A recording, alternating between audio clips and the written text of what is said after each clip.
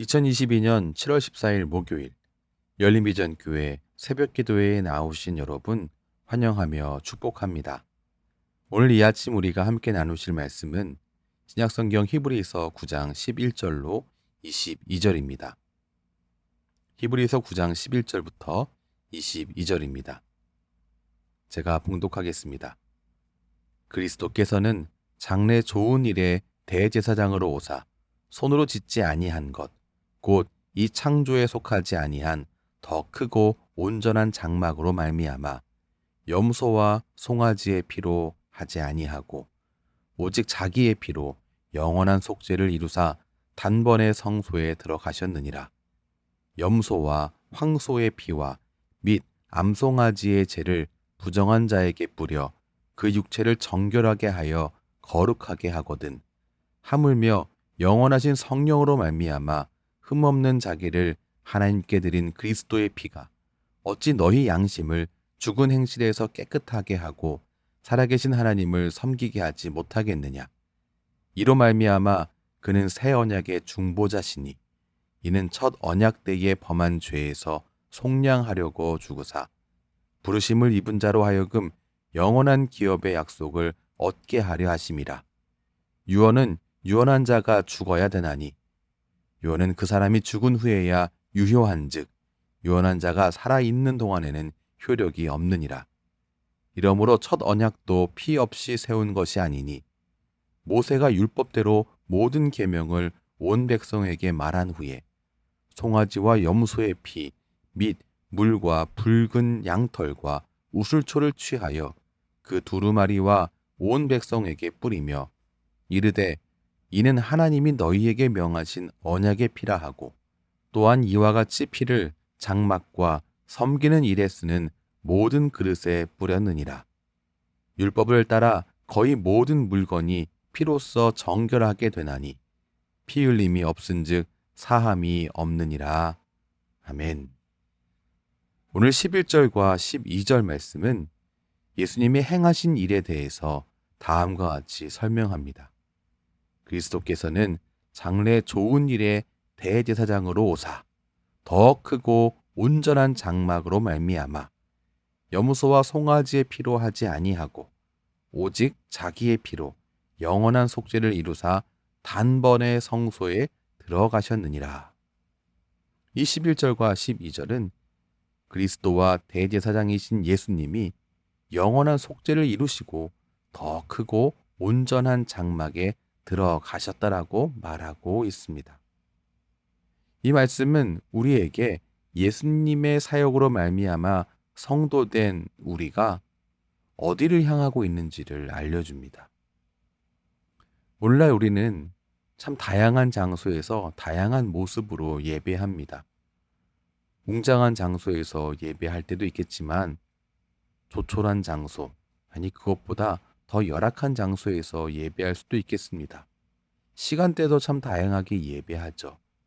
하지만 그 외형적인 모습이 어떠하든지 간에 우리가 예배하는 바로 그 자리, 우리는 어디를 향하고 있는가?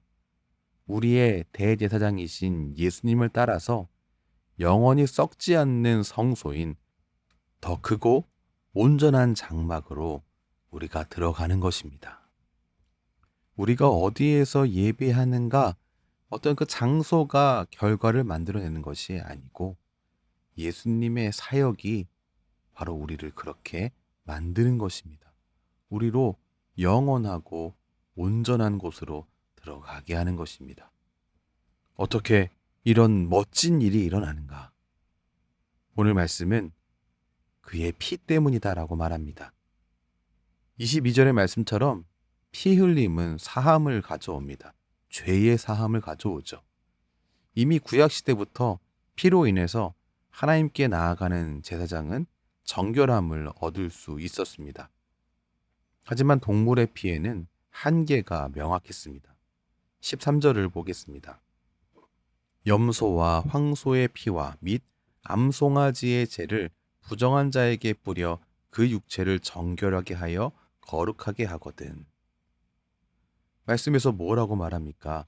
제물로 드린 동물의 피가 죄를 완전하게 없게 못했다라고 말합니다. 13절은 육체를 정결하게 할 뿐이다 라고 말하고 있습니다. 그리고 또한 이것은 일시적인 속죄였습니다. 하나님 앞에 나아갈 때마다 계속해서 반복하는 일이었습니다. 하지만 예수님의 피는 달랐습니다. 예수님의 피는 우리를 제의적으로 깨끗하게 하는 이상의 역할을 했습니다. 14절을 보시죠. 영원하신 성령으로 말미암아 흠없는 자기를 하나님께 드린 그리스도의 피가 어찌 너희 양심을 죽은 행실에서 깨끗하게 하고 살아계신 하나님을 섬기게 하지 못하겠느냐. 이건 그리스도의 피가 양심을 죽은 행실에서 깨끗하게 하고 살아계신 하나님을 섬기게 한다는 것입니다. 예수님의 피는 영원하신 성령으로 말미암아 흠없으신 바로 그리스도의 피이기 때문에 그렇습니다.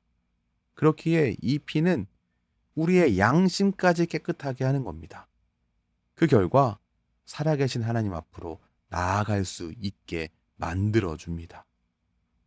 성도들에게도 휘장 뒤에 위치한 지성소로 들어갈 수 있는 길이 열린 것입니다. 죄의 용서함을 받아서 진정으로 예배하고 하나님을 자유롭게 섬길 수 있게 되었습니다. 양심으로부터 정결함 받아서 하나님을 예배하게 된 것입니다. 물론 구약의 제사도 좋은 것이었습니다. 하지만 그리스도의 피는 더 좋은 것이었다라는 사실이 오늘 말씀이 말하는 것입니다. 그리스도의 피는 죽은 행실에서 양심을 깨끗하게 하고 살아계신 하나님을 섬길 수 있게 합니다. 이 멋진 일에 대하여서 15절은 이것이 새 언약이다라고 말합니다. 예수님은 이 새 언약의 중보자, 중재자이십니다. 이 새 언약의 중재자이신 예수님이 하신 일에 대해서 15절 말씀이 말하고 있는데요. 이로 말미암아 그는 새 언약의 중보자시니 이는 첫 언약 때에 범한 죄에서 속량하려고 죽으사 부르심을 입은 자로 하여금 영원한 기업의 약속을 얻게 하려 하심이라. 예수님이 속량하려고 죽으셨다고 말합니다. 이 언약의 중재자이신 예수님이 이 새 언약을 위해서 죽으셨습니다. 예수님이 새 언약을 위해 죽으신 것에 대해서 16절은 이 새 언약이 마치 유언과 같다라고 말합니다. 언약이 유언하고 같아서 유언한 사람이 세상을 떠날 때 그 효력이 발생하는 것처럼 이 새 언약 역시 언약 당사자가 죽을 때의 효력이 발생한다는 것입니다. 구약에서는 언약 당사자 대신에 동물들이 대신 죽었지만 이제는 언약 당사자 대신 예수님께서 직접 죽으셨고 그리고 이로 말미암아 새 언약의 효력이 발생했습니다. 하나님께서 자기의 백성과 맺은 이 영원한 언약이 그리스도 예수의 죽으심으로 효력이 발생된 겁니다. 이 효력은 영원한 발생이었으며 취소되지 않는 것입니다. 오늘 말씀을 정리하겠습니다. 마틴 루터가 이런 이야기를 했습니다. 그리스도께서 흘리신 한 방울의 피는 하늘과 땅보다 더 가치가 있다. 이 말처럼 그리스도의 피는 구약의 제물의 어떤 피보다 그리고 이 세상의 어떤 것보다 더 좋은 것입니다. 예수님의 피를 힘입어서 우리가 하나님 앞으로 나아갈 수 있게 되었고 예수님의 피를 힘입어서 하나님과 교제할 수 있게 되었습니다. 예수님은 이 중요한 새 언약을 이루기 위해서 자신을 제물로 드리셨습니다. 이로 인해 언약의 효력이 발휘되었습니다. 아무리 생각해도 우리는 참 아무것도 아닌 존재 아니겠습니까? 이런 저와 여러분과 우리를 위해서 하나님이 이렇게 엄청난 일을 행하셨습니다.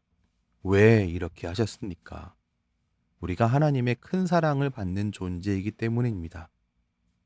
우리가 얼마짜리 인생입니까? 예수님짜리 인생입니다. 그러므로 성도된 우리는 그리스도의 피로 씻은 양심을 다시 더럽히지 않도록 주님을 더욱더 의지하며 나아가야 합니다. 또한 우리는 예수님처럼 희생하고 사랑하는 삶을 살아가야 하는 것입니다.